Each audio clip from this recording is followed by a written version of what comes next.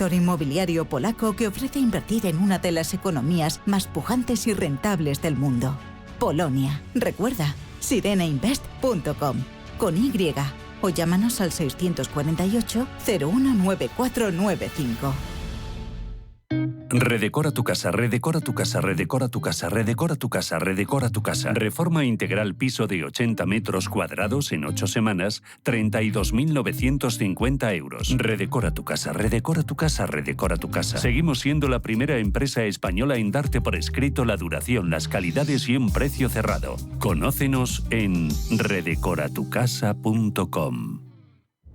¿Quieres estar al día de todo lo que está ocurriendo en el ecosistema cripto? ¿Te interesa el mundo de los activos digitales? No te pierdas My Economy, de lunes a viernes de 2 a 3 de la tarde en Radio Intereconomía, con Pedro Fontaneda.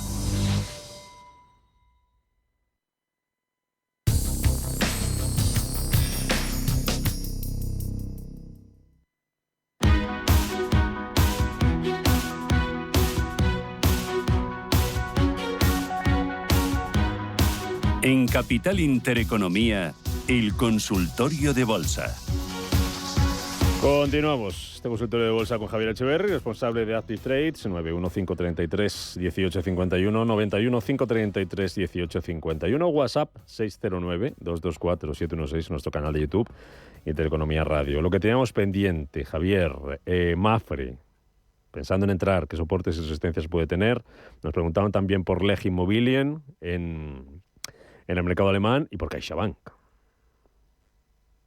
Venga, pues vamos con Mapfre, con un subidón importantísimo. Lo decíamos desde primeros de año, que lo cierto es que este año venía fenomenal para las aseguradoras. Hemos visto como en Estados Unidos todo lo que tiene que ver con aseguradoras está pegando unas subidas una tras otra en cada una de las comparecencias de la Fed. Vemos dentro de esa dispersión de cómo se está comportando la economía, las aseguradoras están tirando fortísimo desde Estados Unidos, en Europa no es menos, y en el caso de Mapfre, pues fíjate, hemos tenido una subida importantísima que viene en concreto desde,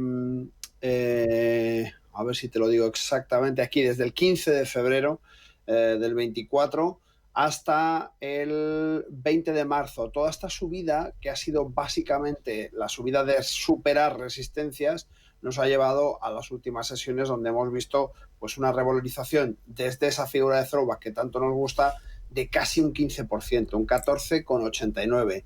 ¿Estamos en el momento de entrar? No, vamos tarde, vamos muy tarde. Hemos tenido varios avisos, varios puntos para poder entrar. Aquello lo teníamos en el 2.01, lo teníamos de nuevo en el 2.05 y ahora mismo cotizando en el 2.33. Vamos muy tarde. ¿Esto quiere decir que Mapfre ya no va a subir más y va a recortar? No, no quiere decir eso. Lo que quiere decir es que el punto de entrada estaba muy alejado de la zona donde estamos ahora mismo y que si entramos y corrige para volver a la zona anterior de soporte, nos vamos a encontrar con un enganchón importante que nos puede llevar a dejarnos un 10-12% de nuestra cartera enganchada. Y por tanto, no tiene mucho sentido buscar una entrada en este momento. Vale, ¿qué más nos queda? Vamos con la siguiente que habíamos dicho, LEG Immobilien. Eso es. Lo tenemos en pantalla y lo vamos a mostrar inmediatamente. Aquí está.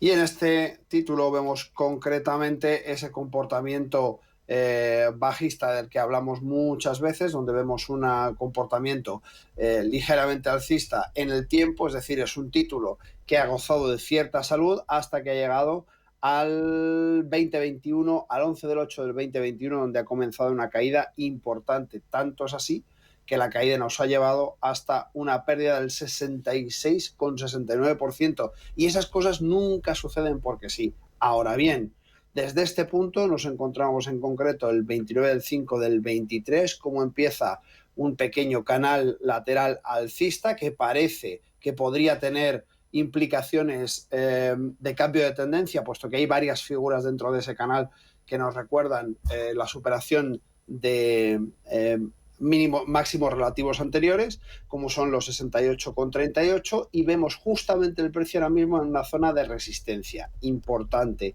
en esos 79,20. 79,58. Esa zona de 79,58 es confluyente no solamente con la zona del canal, sino también con las zonas de resistencia que nos encontramos el 22 del 6 del 16, el 7 del 3 del 17. Por tanto, tenemos que esperar a ver si consigue romper esta doble resistencia que encontramos aquí, que nos llevaría aproximadamente a romper la zona de los 84,97 aproximadamente, por tanto calculémosle 85 y pico. A partir de ahí podemos empezar a pensar en cositas interesantes. Ahora mismo lo lógico sería que, por el comportamiento que vemos en este canal, recuperase hasta la zona aproximadamente de los 68 como poco y de los 65 más probablemente. Vale, lo tenemos todo. Nos Mafre, queda Caixa, una más. Caixa nos queda, ¿no? Nos queda Caixa, correcto, nos queda Caixa. Vamos a sacar esto de aquí y vámonos a Caixa. ¿Dónde la tengo, Javier? Aquí la tengo. Vale, fenomenal. Pues estamos con Caixa en pantalla y vemos una corrección muy importante. Corrección de nuevo en tierra de nadie. Es verdad que Caixa ha subido muchísimo, se ha comportado muy bien. Lo de banca está tirando muchísimo del IBEX. Tenemos un 16% de subida desde finales de febrero y no es una subida pequeña. Ahora bien, necesitamos una corrección un poquito más fuerte hasta esos 4,21. La tenemos cotizando el viernes en 4,49. Esta zona de soporte tendría mucho más sentido y tendría toda la lógica del mundo.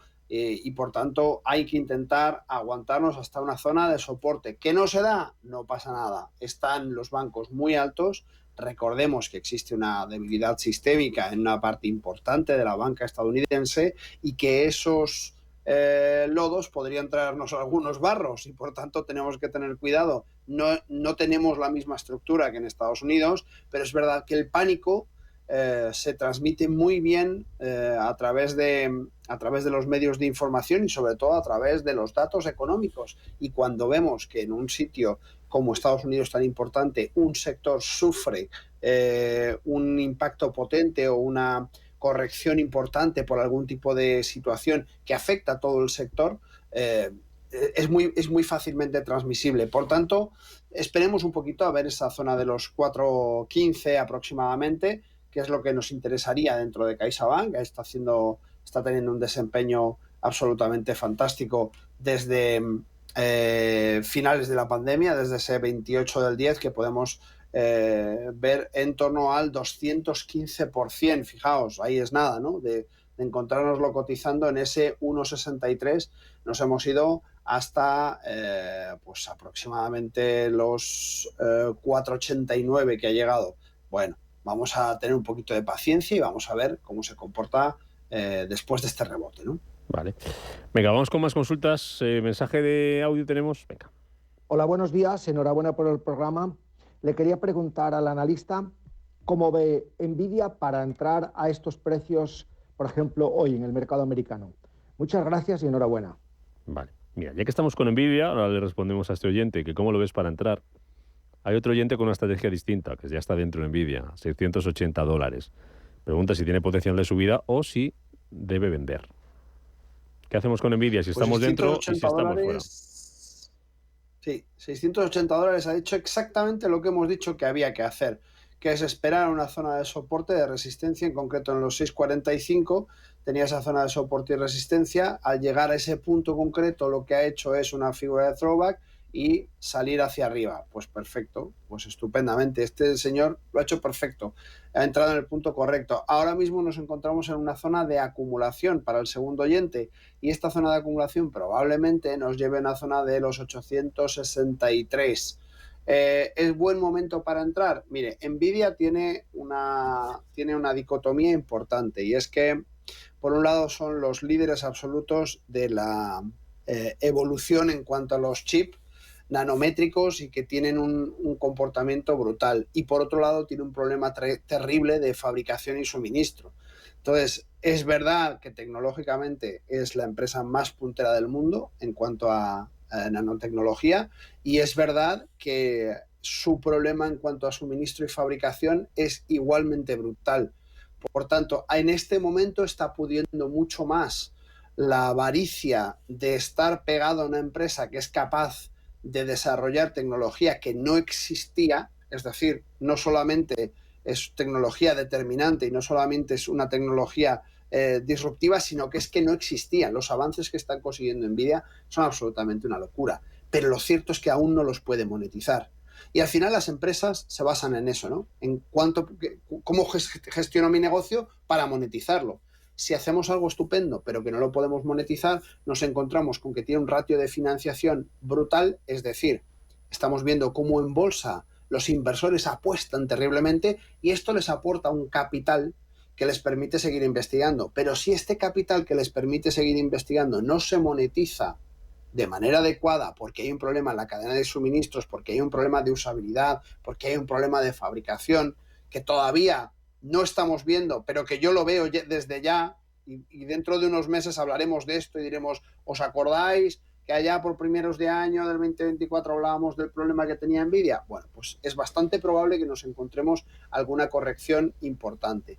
Esto no significa que no vaya a seguir subiendo y que mientras que no saque la patita y diga, oiga, no, es que tenemos un problema horroroso, pues perfectamente se podría ir, no sé, a 1040, a 1050 sin ningún problema. Pero lo cierto es que tenemos que tener eso muy en cuenta. Estamos muy arriba, estamos muy caros y yo creo que el momento de entrar en Nvidia pasó. Vale, venga, rápido. Este mismo oyente nos preguntaba opinión sobre BNP Paribas. Está pensando en entrar, si está a tiempo de entrar en BNP Paribas, y nos pregunta también, y con esto terminamos, con BNP Paribas, ¿y qué acciones recomienda para entrar? Que no sea tecnología y que no sea del IBEX, que lo vaya a hacer bien este año, o qué sectores. Ya sabéis que acciones yo nunca recomiendo porque no puedo hacerlo por trabajar en una empresa financiera, pero sectores sí. Hemos hablado de banca, con cuidado por el riesgo sistémico. Hemos hablado de aseguradoras, que son importantísimas. Y ojo a las biotech. Las biotecnológicas están funcionando muy bien. Las farma, las biotech, interesante. Las farma un poco menos, más biotech, me gustan más. Pero banca, vamos a ver el tema del todo lo que tiene que ver con empresas con hidrocarburos. Y si hablamos de BNP Paribas, estamos un poquito tarde, muy cerca de la zona de máximos. La zona de máximos la tenemos en esos 69,17 y nos cotiza en 65,86, lo cual significa muy poquito potencial por arriba y mucho todavía de corrección hasta esos 53,42. Creo que es más interesante buscar activos con una relación mucho mejor en cuanto a potencial de crecimiento y potencial de corrección. Hasta aquí llegamos en este primer consultorio de la semana, primer consultorio de abril y del trimestre, con Javier Echeverri, responsable de Active Trade. Vamos a ver cómo vienen las bolsas, a ver cómo viene Wall Street a partir de 3:30 de la tarde, ¿no? Ya hemos cambiado el horario aquí, así que ya volvemos a la normalidad. 3:30, nuestras 3:30 abre el mercado americano y mañana bolsas europeas. Javier, gracias como siempre, cuídate. Un placer, Rubén, muchísimas gracias y un abrazo a todo el equipo. Si caminas solo, irás más rápido. Si caminas acompañado, llegarás más lejos. Luna Sevilla es su asesor patrimonial de referencia. Prestando nuestros servicios como agentes de Caser Asesores Financieros, somos una empresa con amplia experiencia profesional y una clara apuesta por la formación de calidad, la información transparente y objetiva y por el asesoramiento financiero personalizado y continuado. Si desea más información, visite lunasevilla.es o llámenos al 91 762 3442. ¿Por qué renunciar a vivir en Puerta de Hierro? 10 chalets con máximo confort, mínimo consumo y cero gasto en tus facturas. Una casa desenchufada de la red eléctrica, gracias a tus energías renovables y a tu almacenamiento con batería de sodio. 100% personalizable a tu medida, incluso con el diseño de interiores incluido. Una casa gastro donde disfrutar además de tus espacios gourmet de la mano de Osborne. 450 metros construidos y hasta 500 de parcela privada. Residencial puertadespaña.es o en el 655 33 89 82. Tus sueños con Grupo Index. Escucha cada jueves de 1 a 2 de la tarde en Radio Intereconomía Negocios de Carne y Hueso. El programa para emprendedores, startups y pymes líder en habla hispana. Con Mariló Sánchez Fuentes.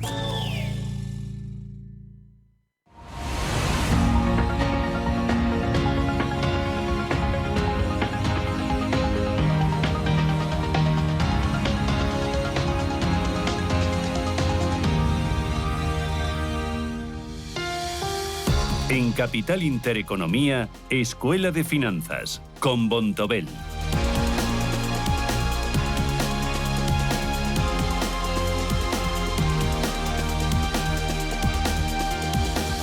Y en esta Escuela de Finanzas hoy vamos a hablar de tecnología, de la tecnología a día de hoy, pero también vamos a mirarnos frente al espejo de los años 2000 y de la crisis de las .com. Lo hacemos con Ricardo Comín, que es director comercial en Bontobel para Iberia. Ricardo, ¿qué tal? Buenos días. Un placer, encantado de estar con vosotros. ¿Tú cómo viviste aquella locura? Pues yo acababa de empezar a trabajar y me acuerdo que no paraba de subir. Me acuerdo también de Terra. Me acuerdo perfectamente de Terra y como todos los clientes nos pedían comprar Terra y nos pedían productos ligados a Terra.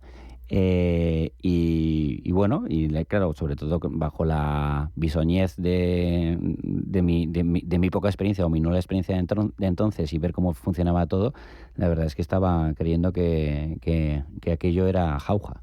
Bueno, yo recuerdo que había muchas empresas que estaban cotizando y que anunciaban que habían lanzado su página web. Recuerdo entonces Unión Fenosa, que ya no está, y habían lanzado unionfenosa.com. Y entonces la acción se disparó muchísimo. Y había el debate entre los que decían, bueno, es que esto le va a dar una oportunidad muy importante a todas las empresas para vender sus productos. Y otros decían, esto es como unos grandes almacenes. Una cosa es que la gente pase por allí y otra cosa es que la gente pase y se gaste el dinero. Y había ahí un gran debate de... al final, ¿no? Al final los dos tenían un poco de razón. Sí. Yo creo que en un principio tenían más razón los de los grandes almacenes, pero bueno, sí que se le ha terminado dando contenido de ganancia de capital a todo aquello. Pero en ese momento, lógicamente, no se podía monetizar todo aquello. Y también se me acuerdo de páginas amarillas de TPI, etcétera. ¿Qué dirías que definió aquella burbuja? Pues lo primero fue una revolución, porque entrábamos en todo lo que parecía absolutamente nuevo y que iba a cambiar el mundo, y de hecho lo ha cambiado, que es Internet, pero era simplemente una cosa más social y de información, y no había tanto una revolución económica. Y ahora lo que sí que ha cambiado es que a toda revolución industrial, como la que estamos viendo ahora, no se la toma tan en serio en cuanto a retos financieros hasta que no empiece a dar dinero, excepto algunas excepciones, valga la redundancia, que estamos viendo recientemente. ¿Hay algunas similitudes con lo que estamos viendo ahora por la inteligencia artificial, sobre todo, cómo está impulsando algunos de los grandes valores cotizados relacionados con la tecnología, los llamados 7 magníficos? Bueno, algunas similitudes sí que puede llegar a haber. Es verdad que también hay grandes diferencias. Se habla de una posible burbuja, se habla del estallido de la burbuja con las 7 magníficos. Bueno, lo primero que habría que decir es las burbujas se producen si estallan. A día de hoy no está estallando y si hay algo que las infle. Hay un elemento común en ambas situaciones de inflamiento, que podían ser los bancos centrales. Los bancos centrales hasta en el año 99, en el año 98, todos estaban bajando muy fuerte los tipos y también hubo una subida muy fuerte de tipos, que es algo similar a lo que estamos viviendo ahora. Una financiación muy barata y unas expectativas muy grandes pues pueden hacer pensar en una burbuja.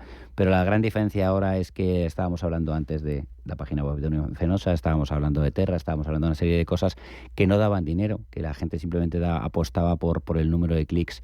Ahora dan dinero y dan mucho dinero. Y de hecho, los PERes, si los miras en comparación, están parecidos pero no iguales. Están en máximos del año 99, los PERes estaban a 25, ahora están a 20, y luego dentro de los 7 magníficos, y luego dentro de esos 7 magníficos habría que verlos. Pero por ejemplo, sí que nosotros, comparando, por ejemplo, una Nvidia con Cisco, en el Cisco del año 99, o una Nvidia de ahora, Nvidia es un pedazo de empresa y Nvidia tiene unas expectativas de beneficios brutales. Lo que habría que ver es si ya está muy caro.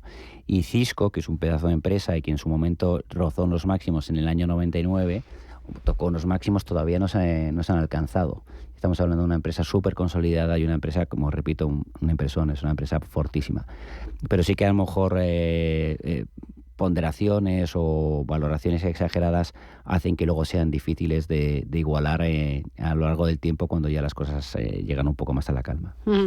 Y el nivel de concentración, porque ahora en estos 7 magníficos estamos viendo que está concentrada buena parte de la subida del Nasdaq y está concentrada buena parte de la capitalización a nivel mundial de lo que son las empresas tecnológicas. ¿Pasaba entonces lo mismo? Pasaba una cosa muy parecida. De hecho, ahora más o menos la concentración frente al S&P son en torno al 30%.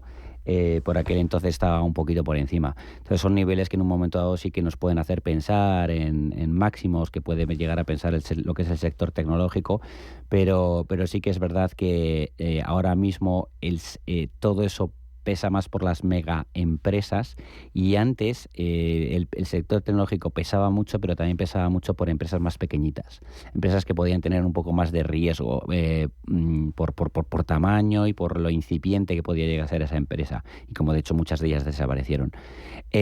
Ahora no, ahora son empresas muchísimo más fuertes. Entonces sí que son ratios a tener en cuenta, ratios para mirarse. Seguimos estando por debajo de del peso que tuvieron en el año 99, pero no es mal hacer una comparación. ¿Y esa elevada concentración qué riesgos tiene?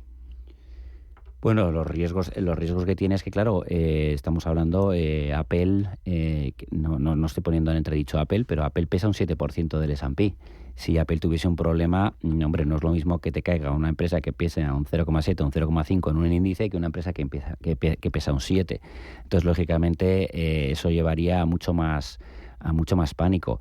Se está diciendo que las empresas tecnológicas están sustituyendo a lo que fueron las inmobiliarias del año 2008, 2007, no porque vayan a explotar o la burbuja tecnológica, sino por el peso tan fuerte que tienen. Entonces vimos el peso tan fuerte ligado solamente también al todo el sector financiero que tuvieron las inmobiliarias. Y bueno, si hiciésemos una analogía ahora con las .com, pues nos podrían llegar a asustar. Es verdad que muchas de ellas están financiadas por sí mismas y no están tan ligadas, en este caso, a un sector financiero, ni están tan ligados al común denominador de los habitantes. Es algo un poco más cerrado. ¿Y de aquella crisis, de la crisis de las .com, de aquella burbuja de los años 2000, qué lecciones podemos aprender para no volver a caer en aquel mismo error? Lo más importante es, es una cosa básica, pero es verdad que muchas veces, llevados por la exuberancia, por la ambición y por la codicia, nos podemos equivocar, que es pagar solamente, es un poco de perogrullo lo que voy a decir, pero pagar solamente por empresas que realmente ganen dinero. En aquel entonces las empresas no ganaban dinero. Nosotros teníamos ya nuestro fondo americano lanzado, porque se lanzó en el año 91, y por entonces nuestro gestor, que sigue gestionando el fondo, tuvo muy difícil defender no estar sobreponderado en tecnológicas. De hecho, tuvo muchas presiones, y finalmente en el año 2000 fue capaz, por no meterse en empresas que no ganaban dinero, de diferenciarse casi en un 37%, o tener una caída menor de un 37% menos que lo que fue el índice en el año 2000. Entonces, muchas veces lo que tienes que hacer es fijarte principalmente en empresas que puedan llegar a tener beneficios más allá de las modas. Mira, estoy mirando, la subida de Terra llegó a ser del 1400%. Y hay que decir para los más jóvenes que Terra a día de hoy no existe. No existe. Desapareció. Una empresa que subió en un año o un año y medio 1400%, desapareció. Entonces, claro, todo eso tan irracional, muchas veces hay que mirarlo con cuidado, y ya digo que ahora mismo no estamos haciendo una similitud, porque las empresas hoy en día ganan dinero, la mayoría de las 7 magníficas, o tienen expectativas de ganar dinero. Pero es verdad que muchas veces las subidas irracionales nos pueden hacer pagar un precio en el futuro. Mira, estoy viendo, salió a cotizar a bolsa el 17 de noviembre de 1999, salió a un precio de 11,81 euros, y en febrero alcanzó los 157 euros. Y encima con la sensación, me acuerdo, una barbaridad, de que si no tenías Terra eras Lelo. Sí. Bueno, ahora pasa lo mismo, ¿no? Que si no tiene una de los 7 magníficos parece que estás fuera de onda. Pues un poco es o si no hablas de inteligencia artificial y no pones un poco de IA en tu vida, o una empresa no pone algo de IA en su negocio, está perdida. Está perdiendo la partida. Pero es verdad que la inteligencia artificial puede tener un contenido económico o financiero. Es decir, la inteligencia artificial en un momento dado te puede llevar a un ahorro de costes y te puede llevar a una productividad mayor. La productividad al final te da más dinero. Tener una empresa mucho más productiva te da más dinero. Entonces puede tener cierta explicación. Lo del año 2000 era simplemente, como digo, una revolución cultural y de información. Yo supongo que muchas de las personas que ahora mismo nos estén escuchando están diciendo, vale, muy bien, me gusta mucho el pasado, veo también el presente, la inteligencia artificial, ahora sí que se gana dinero, hay beneficios reales, lo de antes era pues todavía muy incipiente, pero ¿cómo descubrir dentro de esos magníficos, dentro de esa tecnología, lo que realmente aporta valor a una cartera, lo que realmente aporta calidad a una cartera? Al final, si estás invirtiendo en renta variable, lo mejor que puedes hacer para invertir en renta variable es hacerlo en el medio a largo plazo. Nosotros estamos convencidos, y decirlo ahora, nosotros cuando digo Vontobel, nosotros me refiero a Vontobel, que en el medio a largo plazo merece la pena proteger las carteras de las caídas. Y claro, decirlo en una época en la que están muy de moda las ETFs y ligarse a los índices puede llegar a sonar extraño, pero cuando más se puede capitalizar una cartera de renta variable en el medio a largo plazo es cuando proteges de las caídas. Y lo mejor que puedes hacer para protegerte de las caídas es invertir en empresas de calidad. Las empresas de calidad, al final, son las empresas que son capaces de sostenerse en los diferentes vaivenes, tanto de financiación como de modas, como incluso de sustos financieros. Si hablamos de empresas de calidad, inmediatamente, y sobre todo ligándolas con los 7 magníficos, pues podemos llegar a pensar en Amazon, podemos llegar a pensar en Apple, podemos llegar a pensar en Microsoft, pero no creamos que solamente las empresas de calidad existen en las 7 magníficos. Pensemos a lo mejor en un Visa, pensemos en un Mastercard, pensemos en un Mondelez, pensemos en un Coca-Cola, Pepsi, es una empresa como Nike. Tendrán más o menos vaivenes en base a los precios, pero son empresas que son súper potentes y es muy difícil que en el medio y largo plazo puedan llegar a desaparecer o puedan llegar a tener un susto importante por parte de competidores. ¿Qué es calidad para Vontobel? Calidad, nosotros muchas veces con lo que lo ligamos es como un castillo con un foso en el que es muy difícil poder entrar dentro por parte de los atacantes. Son empresas que tienen una financiación propia, no tienen que crecer con financiación externa, con lo cual no están pendientes de los tipos de interés o no están pendientes de los tipos de interés. Son empresas que tienen un poder de marca muy fuerte. Puede salir ahora mismo una marca de bebidas que sea muy exitosa, lo podemos haber visto con Red Bull, pero tiene muy complicado en el corto plazo poder comer mucho espacio a una marca como Coca-Cola. Intento que aunque tu horizonte de inversión sea a largo plazo y tengas claro que quieres comprar calidad, habrá que comprar calidad a buen precio. Y no sé si estas tecnológicas, que han subido muchísimo en el último ejercicio, en los últimos 2 años, ofrecen calidad a buen precio. Algunas de ellas sí, otras a lo mejor sería más cuestionable, pero bueno, nunca se sabe. La bolsa también se mueve muchas veces por irracionales o por tendencias muy fuertes, o a lo mejor dan una noticia que hace que cambie de manera radical. Pero bueno, hay que decir que, repito, los PERES del año 99 estaban a 25, ahora están a 20, y luego tienen una explicación, que es que ganan mucho dinero. Estas empresas ganan mucho dinero. Ahora bien, como todo, hay que saber si está en precio o no está en precio. Por poner una analogía que todo el mundo entiende, comprar un inmueble bueno está clarísimo que te va a rentar, pero lógicamente no es lo mismo comprarlo a un precio que a otro. Con lo cual, mejor tratar de comprarlo a un justiprecio o comprarlo a un precio que tenga sentido Y eso es un poco lo que el trabajo que tienen que hacer los analistas y los gestores de fondos.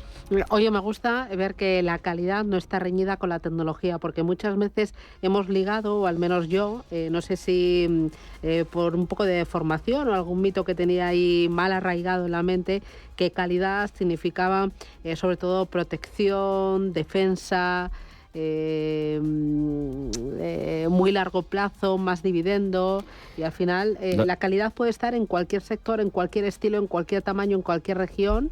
Todo lo que has dicho es calidad, excepto a lo mejor lo del dividendo. No siempre tienen por qué estar dando dividendo. Una forma de pagar dividendo es recomprar acciones. Al final, si la propia empresa está comprando acciones, las acciones van a subir.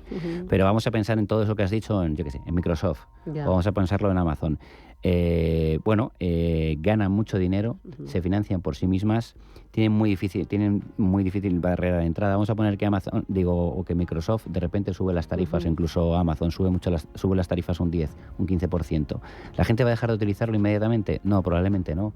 ¿Qué sustitutivo tenemos para el paquete de herramientas de Microsoft en nuestros trabajos?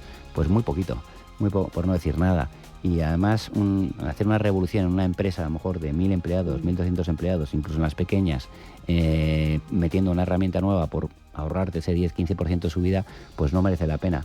Con lo cual ellos tienen una posición cuasi monopolística, tienen una posición muy fuerte. Entonces eso es una empresa de calidad, es una empresa que no va a estar tan forzada por situaciones de mercado y no va a estar tan forzada por competidores existentes o nuevos. Muy bien, pues Ricardo Comín desde Vontobel para Iberia, gracias por enseñarnos un poquito más de la historia, de la tecnología y de la calidad. Cuídate mucho y abrígate, al menos hasta el viernes, que el viernes creo que suben las temperaturas a 30 grados. Vamos a tener aquí un vaivén. Primavera. Esto es tremendo. Bueno, sí, es la primavera, ¿no? Unos días mucho frío y otros días mucho calor. Exacto, me parece que no te pille despistado para que no te enfríes. Bueno, oye, cuídate, gracias y nos vemos en la próxima Escuela de Finanzas. Adiós, chao.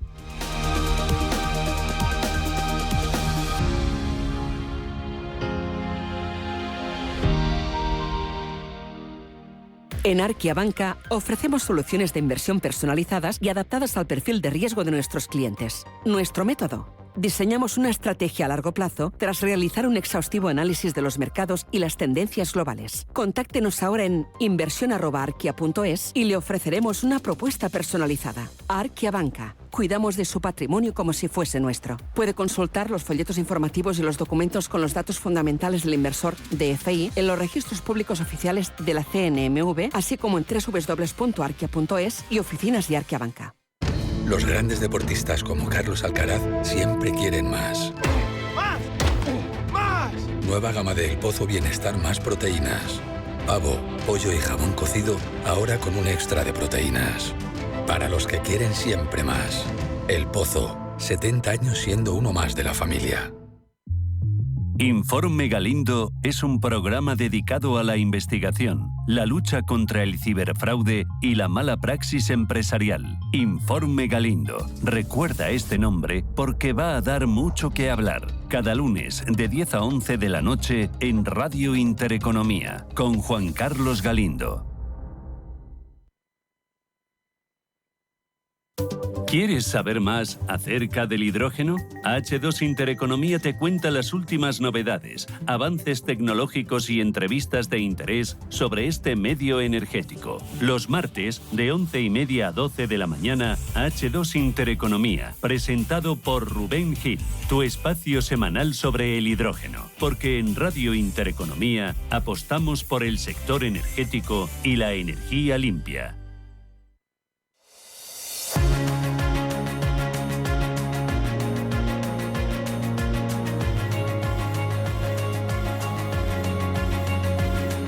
Legal por Naturaleza, el bufete especializado en herencias nacionales e internacionales, le ofrece este espacio.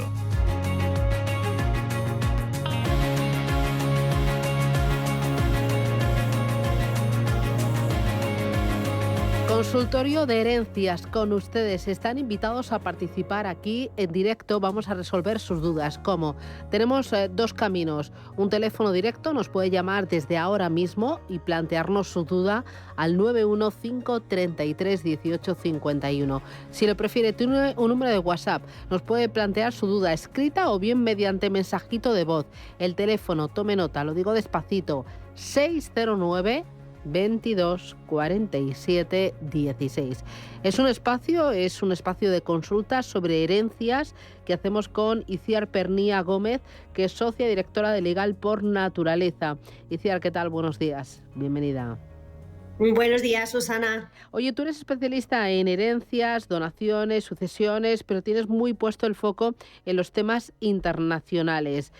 Por ejemplo, en temas de donaciones internacionales de padres a hijos y dentro de la Unión Europea, esas tres cosas. Aquí, ¿qué es lo principal que tenemos que saber? Pues en el ámbito internacional, como bien dices, siempre tenemos particularidades y diferencias que debemos tener en cuenta. En este sentido, pues nos vamos a centrar en la donación de padres a hijos, y dentro de la Unión Europea debemos tener en cuenta cuando el donante no es residente fiscal y el donatario sí lo es, porque el impuesto de donaciones se declara en el lugar de residencia fiscal. Entonces se aplican las bonificaciones que correspondan en la comunidad autónoma donde resida el donatario. Uh-huh. Luego hay que tener en cuenta, si el donante no tiene, por ejemplo, NIE, es la administración autonómica la que tiene que dar de alta al contribuyente con un NIE provisional para que nosotros podamos pues hacer esta declaración ante la administración. Y bueno, y documentos que se deben tener en cuenta en función de fechas, traducciones y demás para calcular los plazos de prescripción. Sin embargo, cuando el donante es residente fiscal y el donatario está fuera de la Unión Europea, esta donación se debe declarar en el país destino si el bien que estamos donando no está en España. Entonces, más allá de formalizar en escritura pública o privada esa donación, no hay que hacer nada en España. Pero si el bien que está donando sí está en España y el donatario está fuera de la Unión Europea, pues declarará el IRPF, en IRPF los bienes donados y el donatario en el país destino los bienes recibidos por la donación. Uh-huh. Claro, aquí hay que tener muy en cuenta, ¿no? El donante, dónde tiene la residencia fiscal, y el donatario también, dónde tiene la residencia fiscal. Entiendo que no es lo mismo si está dentro de la Unión Europea que si está fuera de la Unión Europea. Eso es, no es lo mismo, y también hay que tener en cuenta dónde están los bienes que estamos recibiendo por donación para aplicar, en su caso, las bonificaciones y deducciones de la comunidad autónoma en la que nos encontramos, o bien solamente si lo que tenemos es que formalizar la escritura pública de ese bien que estamos donando y el donatario está fuera de la Unión Europea, porque será él quien tiene que declarar en el país destino y nosotros solamente como donantes en nuestra declaración de IRPF lo que está saliendo de nuestro patrimonio. Uh-huh. Y luego, por ejemplo, con el Brexit. ¿El Brexit qué efectos ha tenido sobre las herencias de los británicos en el ámbito de las herencias internacionales? Pues en el año 2012 se aprobó el Reglamento Europeo de Sucesiones y Donaciones, que rige en principio en toda la Unión Europea, pero hay países como Reino Unido, Irlanda o Dinamarca que no lo suscribieron, con lo cual es precisamente en ellos donde radican las mayores diferencias. Es cierto que en el Reino Unido tiene mucho arraigo el sistema germánico de sucesión, por lo que se aplica la ley del país donde están los bienes de la herencia. Entonces, en ese sentido, podríamos diferenciar dos supuestos principalmente. Pues un británico que ha tenido su última residencia en España y en su testamento no ha establecido expresamente que se aplique la ley anglosajona, pues ahí se aplicaría directamente la ley española a su sucesión. Sin embargo, un británico que ha fallecido en España, pero que ha tenido su última residencia en Reino Unido, pues tendríamos que distinguir dos supuestos. Por un lado, si no tiene bienes inmuebles en nuestro país, se aplicará la ley anglosajona, pero si hay inmuebles en nuestro país, directamente lo que se aplica es la ley española. Entonces, básicamente, la normativa anglosajona que se aplica después del Brexit, para ellos sigue muy, muy presente, pero sí hay que tener en cuenta si hay inmuebles, no los hay, dónde ha fallecido, y lo que no aplica de ninguna de las maneras son las deducciones y bonificaciones. Ahí directamente se aplica la normativa estatal. Uh-huh. ¿Y el hacer testamento en el extranjero es muy diferente al hacer testamento aquí en España? Bueno, hay que tener en cuenta varias peculiaridades, porque puede que en el país en que residimos no se reconozcan derechos al cónyuge viudo, como si se hace en España. Puede ser que no se regule el tema de los herederos forzosos, como si se hace en España, o las formalidades para hacer testamento, que pueden ser muy distintas a las nuestras. Entonces hay varios aspectos a valorar. ¿Qué es lo que un español debe tener en cuenta, sobre todo si tiene bienes en España y se ha ido a residir a otro país? Pues hacerlo según las opciones que tenemos es, porque el Código Civil ya nos habilita, ¿no?, para que podamos testar fuera de nuestro país y que sea igualmente válido. Eso sí, tenemos que hacerlo ante un funcionario español, ante el cónsul, por ejemplo, ante un diplomático o funcionario diplomático consular de España, y las opciones que tenemos es hacerlo según la normativa del país en el que residimos. Por ejemplo, si estamos en Reino Unido, deberemos tener muy en cuenta todo lo que hemos comentado anteriormente. Acudir a un consulado español para que elaboren nuestro testamento según las leyes españolas. Ahí, pues quizás sí tendríamos que tener un poquito de conocimiento sobre la ley del país en el que residimos, ver si es muy diferente a la española y cuál me interesa más. Por ejemplo, esto que comentamos, ¿no? ¿Mi cónyuge viudo tendrá algún derecho o no? ¿Mis herederos forzosos tendrán algún derecho o no? Y por lo menos tenemos esa potestad de decidir qué ley queremos aplicar a nuestro testamento. Bueno, y en última instancia, si venimos a España por vacaciones, por ejemplo, pues otorgar el testamento ante un notario español. Ya. Empezamos. Pero bueno, el testamento. Sí, empezamos a tener las primeras consultas. ICIAR 915331851 y 609 22 47 16. Notita de voz. Hola, buenos días. Mi nombre es Inmaculada Caballero y he oído en Intereconomía que ustedes admiten consultas sobre herencias. Este es el motivo de mi llamada. Yo tengo una herencia de mi madre que murió hace 27 años y somos 5 hermanos, lo dejó todo a partes iguales y tal. Entonces quería ponerme en contacto con ustedes para que me asesoraran un poco a ver qué pasos o qué es lo que tengo que hacer. Nada más, muchísimas gracias y un saludo, muy amables. A ver, ¿qué tiene que hacer? Pues entiendo que esta señora dejó testamento en su momento porque dice que repartía a partes iguales. Si no hicieron nada, pues ahora hacer ese inventario de bienes para adjudicarse la herencia, porque todavía estamos en plazo de poder hacerlo. No hemos llegado a los 30 años para reclamar la herencia. Los impuestos ya estarán prescritos, pero eso no nos exonera de la obligación de presentarlos y bueno, y luego hacer todas las gestiones propias ante las distintas administraciones de registros, cambios de titularidad, etcétera. Pero bueno, el tema de impuestos ya estaría prescrito, ¿no?, que normalmente es lo que más le preocupa a los herederos. ¿Cuánto me va a costar heredar? Vale. A grosso modo serían un poco los pasos a seguir. Mira, otra consulta. Dice, ¿qué pasa con las deudas de la herencia si todos los herederos renuncian a ella?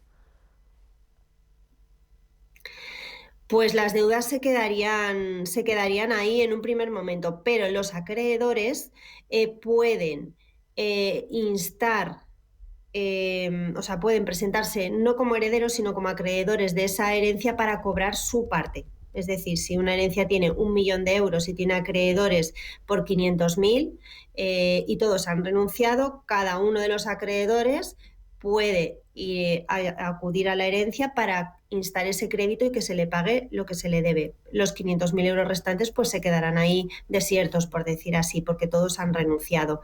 Y en todo caso tendremos que avisar a la Administración del Estado, a Patrimonio, para que pueda rescatar esos bienes si quedara algo.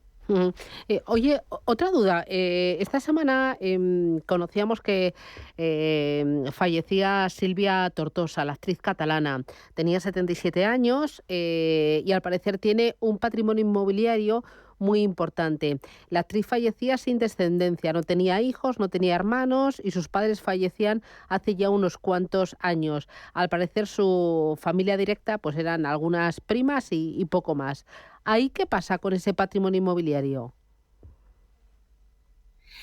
Pues, a ver, las primas entiendo que se presentarán como personas con interés legítimo en esa herencia, pero si ella directamente en su testamento no las nombraba, pues no heredarán. Entonces, si no tiene herederos forzosos, pues entiendo que esto lo heredará el Estado.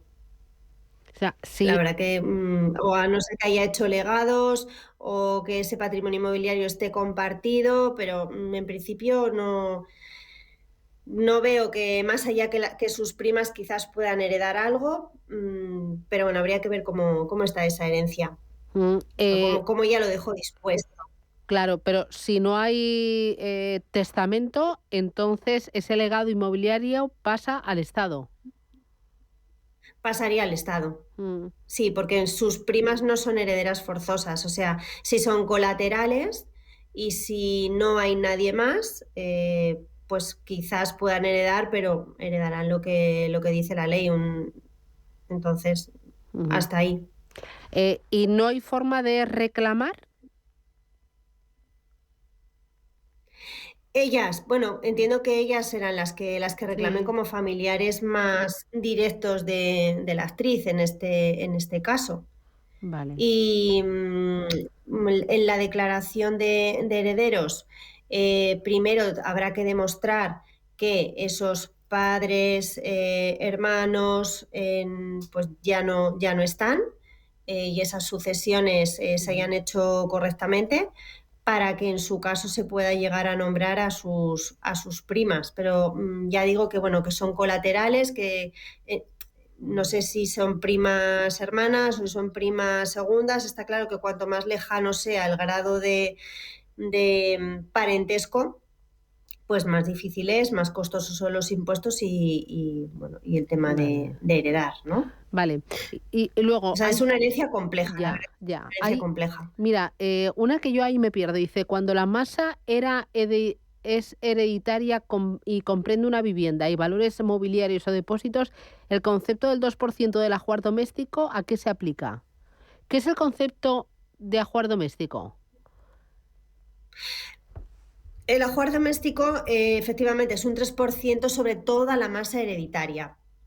Entonces, es un valor, bueno, ¿qué entendemos como ajuar doméstico? Normalmente dentro de, bueno, el concepto viene como de una vivienda, ¿no? Dentro de una vivienda siempre hay enseres, mobiliario y, bueno, pues la norma dice que se establece un 3% en concepto de ajuar doméstico y que eso también se valora como patrimonio de la herencia, porque a no ser que sean viviendas con de un alto poder adquisitivo, que tengan a lo mejor pues antigüedades, inmobiliario de obras de arte, etcétera, pero que bueno, que eso puede estar catalogado dentro de la masa hereditaria pero con nombre propio, pues todo lo que está dentro de una casa se considera como ajuar doméstico. Por eso se establece con un valor genérico de un 3%, pero se atribuye a toda la masa hereditaria. Entonces, en este caso, si hay una vivienda y hay valores, pues también se tiene en cuenta para ese total. Si no, cuando estamos declarando nuestro impuesto de sucesiones y solamente lo hacemos sobre el valor de la vivienda, por ejemplo, lo estaríamos declarando, el propio impuesto nos daría la información de que lo estamos declarando por un valor inferior respecto del total de la masa hereditaria. Muy bien. Pues Itziar Pernia, desde Legal por Naturaleza, gracias por resolver nuestras dudas y por ayudarnos con estos temas que son a veces un poco complicados. Hay que tener mucha paciencia y un gran conocimiento. Gracias, cuídate mucho y hasta pronto. Un abrazo. Hasta el lunes. Gracias. Buen día.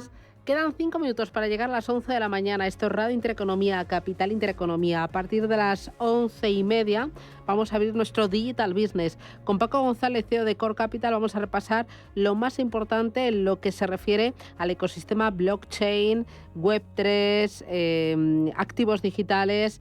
Vamos a hablar con él y vamos a repasar las últimas noticias. Vamos a abrir un espacio dedicado a la ciberseguridad, explicándoles de forma clara, sencilla, qué es la ciberseguridad, qué sucede en el mundo de los ciberincidentes, cuáles son las últimas incidencias o tendencias, qué papel le está jugando la inteligencia artificial, cómo es la regulación. Y bueno, vamos a intentar formarnos y educarnos en este tipo de asuntos. Y bueno, y otras muchas más cosas, porque tenemos nuestras empresas con identidad. Hoy la empresa es Econi Clemtech. Con ellos hablaremos para que nos cuenten su presente, su futuro, sus expectativas, rondas de financiación y mucho más en Radio Intereconomía. Legal por Naturaleza, el bufete especializado en herencias nacionales e internacionales, le ha ofrecido este espacio.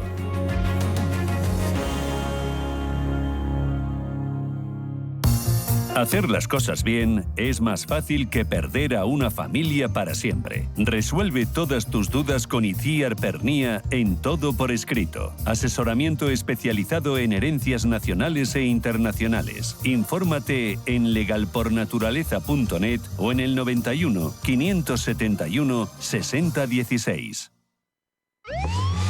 Los domingos, de 6 a 7 de la tarde, entra derrapando por las ondas de la radio el escuadrón más potente, cargado de la máxima actualidad social, explicada tal cual, como es, sin paños calientes, con rigor y afán de servicio público para todos. Sin palos en las ruedas. Los domingos, de 6 a 7 de la tarde, en Radio Intereconomía.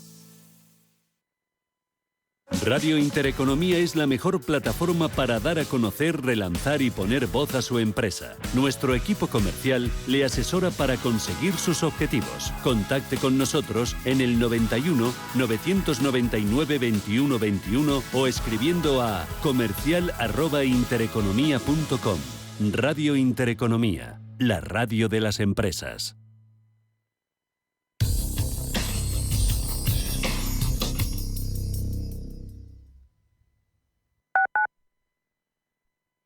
Estas llamadas son incidencias reales.